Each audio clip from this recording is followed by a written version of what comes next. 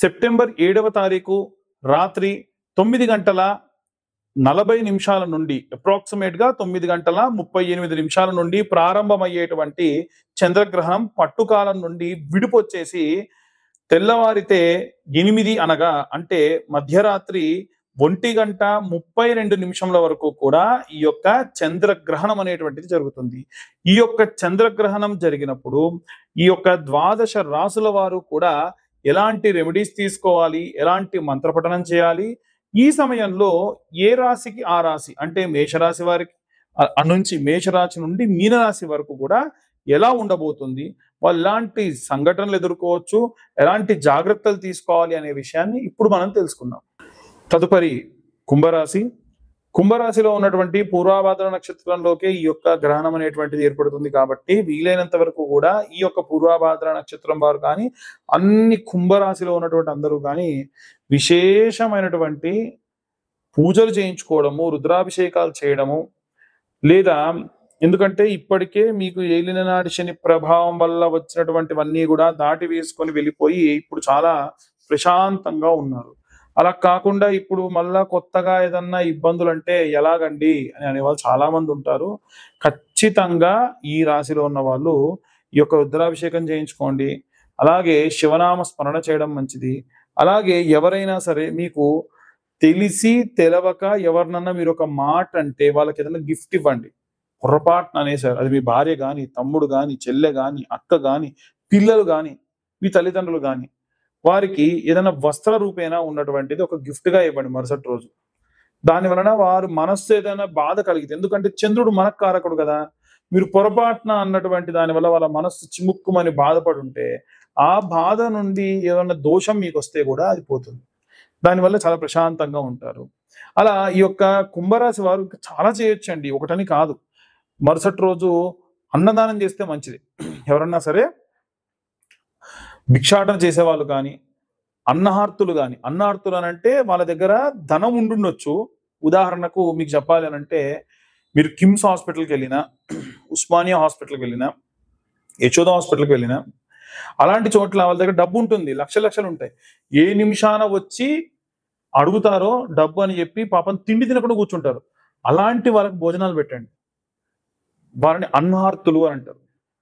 దాని వలన ఏమిటంటే ఈ బియ్యం అనేటువంటిది అన్నం రూపంలో మారి ఎవరికైనా సరే వారి బాధ తీరితే మీకు కూడా అంతటి దోషములు ఉంటే పోతాయి. లేదా పులిహోర పొట్లాలు లాంటివి పంచడం, దధి భోజనం లాంటి అంటే దద్దోజనం లాంటివి పంచడం, పొంగల్ లాంటివి పంచడం, ఇలాంటివి చేస్తే కూడా చాలా మంచి సత్ఫలితాలు ఉంటాయి. మనస్సు ఎవరికైతే బాధ కలిగించారో వారిని అయితే అస్సలు కూడా మీరు ఇబ్బంది పెట్టకుండా ఉండండి. ఇక ఈ రెమెడీస్ గురించి చెప్పుకుంటూ పోతే మనకు 30-40 నిమిషాలైనా చాలా రకాలైన రెమెడీస్ వస్తూనే ఉంటాయి. ఇక అందరూ కూడా ఎలాంటి దానాలు చేయాలి మరుసటి రోజు, ఎలాంటి మంత్రం చదువుకోవాలనే విషయాన్ని ఇప్పుడు మనం తెలుసుకుందాం.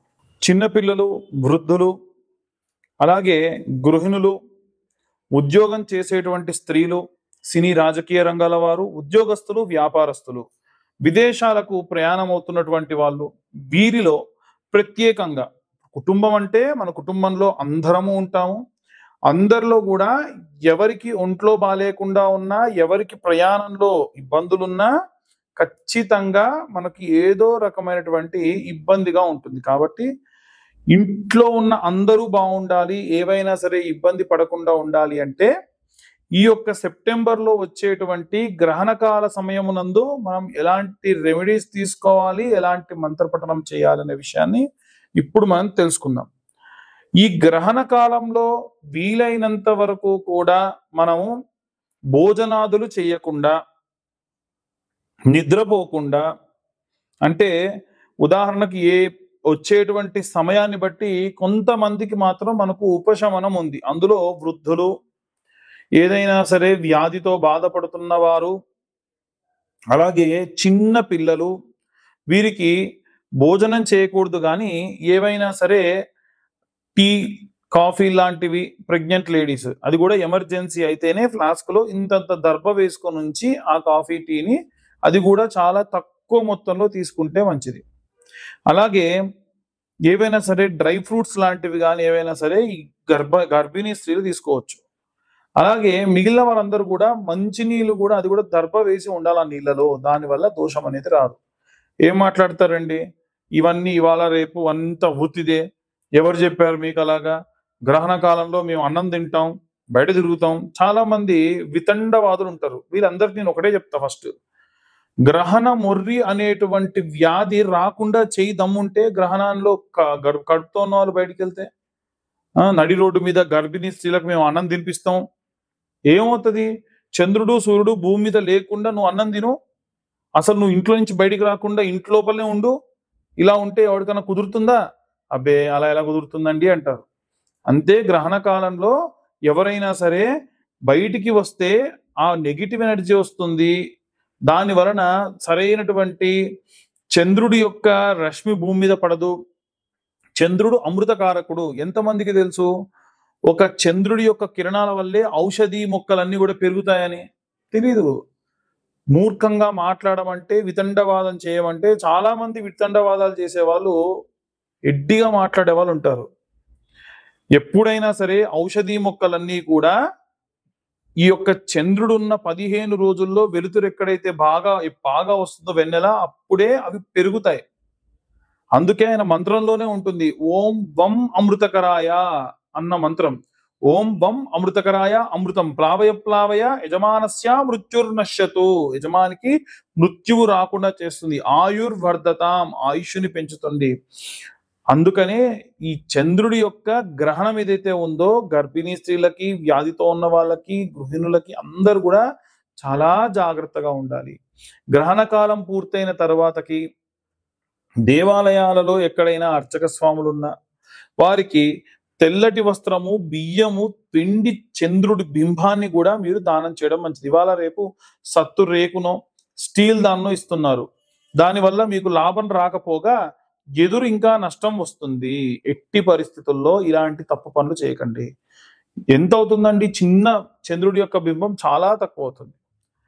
ఈ యొక్క దేవాలయాలలో చాలా దేవాలయాలు స్వయంభూగా వెలిసిన దేవాలయాలు అయితే స్వామివారి కళ్ళకు కూడా గంతలు కడతారు.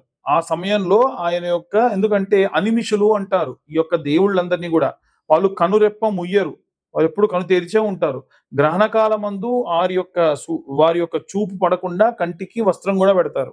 అందుకనే గ్రహణ కాలం పూర్తయిన తర్వాతకి దేవాలయం అంతా కూడా శుభ్రం చేసి ఆ కంటికి ఉన్నటువంటి ఆ వస్త్రం తీస్తారు. ఇలా చేసినటువంటి బ్రాహ్మలు ఎవరైతే ఉంటారో వారికి వీలైతే దానాలు ఇవ్వడం మంచిది. ఏం దానం ఇవ్వాలంటే తెల్లటి బియ్యము, తెల్లటి వస్త్రము.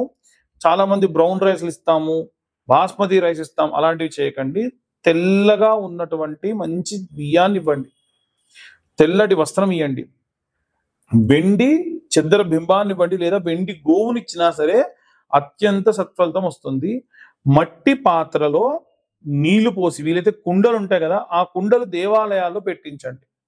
అలాగే ఎక్కడైనా పెద్ద పెద్ద భవంతులు ఉంటే అక్కడ మట్టి పాత్రలో ఒక 5-6 పాత్రలు భవంతి పైన నీళ్లు పెట్టండి. పక్షులకు నీళ్లు అందితే చాలా మంచిది. వర్షం నీళ్లు పడి అవి దాహంగా ఉన్నప్పుడు తాగుతాయి.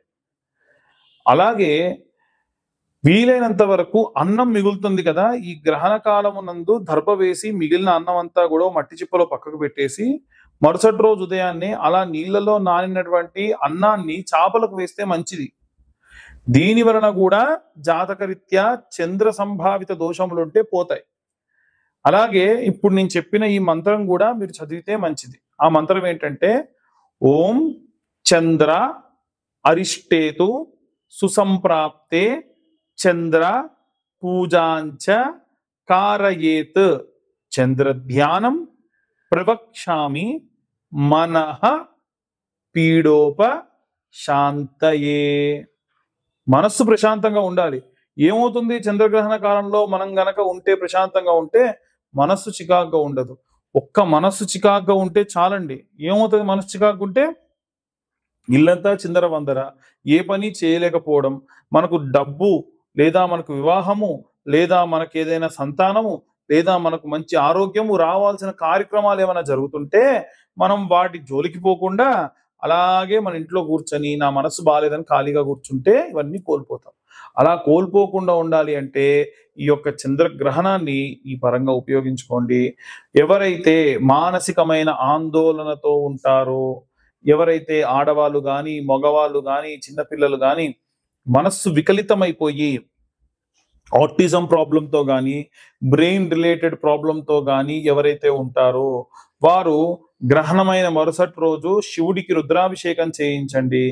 గ్రహణం జరుగుతున్నంతసేపు మీకు తెలిసిన ఎవరన్నా అర్చకులుంటే వారితోని 18 నుండి 20,000 సంఖ్యా జపం చేయించండి. లేదు మేము జపం చేసుకునేటువంటిది మాకుంది అనుకుంటే వాళ్ళు చంద్రుడి యొక్క బీజాక్షరంతోని జపం చేసుకోవాలి. 18,000 సంఖ్య చేయాలి. గ్రహణ సమయంలో మనం చెప్పిన ప్రతి ఒక్క మంత్రం కూడా 1000 సార్లకు శక్తినిస్తుంది. 18,000 చేస్తే ఇక జీవితంలో చంద్ర సంభావిత దోషములుండవు. వారి మానసికమైనటువంటి ఆందోళనకరమైనటువంటి రోగములన్నీ కూడా తగ్గుతాయి. కాబట్టి ఈ గ్రహణాన్ని ఈ పరంగా ఉపయోగించుకోండి. ఖచ్చితంగా చెబుతున్నాను. ఆటిజం ప్రాబ్లంతో ఉన్న వాళ్ళు కానీ, నత్తి మాట్లాడే వాళ్ళు కానీ, సరైనటువంటి ప్రాపర్ కమ్యూనికేషన్ అందించలేని వాళ్ళు ఎవరైనా ఉన్నా సరే వారి కోసం ఈ జపం చేయించండి అర్చకులతోని. ఖచ్చితంగా మీకు సత్ఫలితాన్ని ఇస్తుంది. అలాగే ఇవన్నీ కూడా గోచార రీత్యా చెప్పేటువంటి విషయములు మాత్రమే. పూర్తిగా జాతకం విశ్లేషణగా కావాలి అనుకుంటే మీ పేరు, date of birth, time, place కింద ఉన్న నెంబర్కి వాట్సాప్ చేయండి. 2,025 రూపాయలు చెల్లిస్తే పూర్తిగా మీకు జాతకం విశ్లేషణతో ఇస్తాను. చాలా మంది వీడియో పంపించి మాకు ఆ మాల ఇవ్వండి, మాకు జ్వాలాముఖి మాల ఇవ్వండి అంటున్నారు. నేను ఫ్రీగా జ్వాలాముఖి మాల అందరికి ఇస్తానని చెప్పలేదండి. ఎందుకంటే ఆ మాలకు అయ్యేటువంటి ఖర్చే ఓ 1,116 ఉంటుంది. నేను జాతకం చెప్పించుకున్న వాళ్ళు ఎవరైతే ఉంటారో 2,025 రూపాయలు కట్టి వారికి ఆ మాల నేను కొరియర్ చేస్తా అని చెప్పా. అలాగే ఇప్పటికీ చెప్తున్నాను. ఎందుకు అంటే ఉన్న సమయం అనేటువంటిది వీరందరికీ బాగుండాలనేది నా ఉద్దేశం.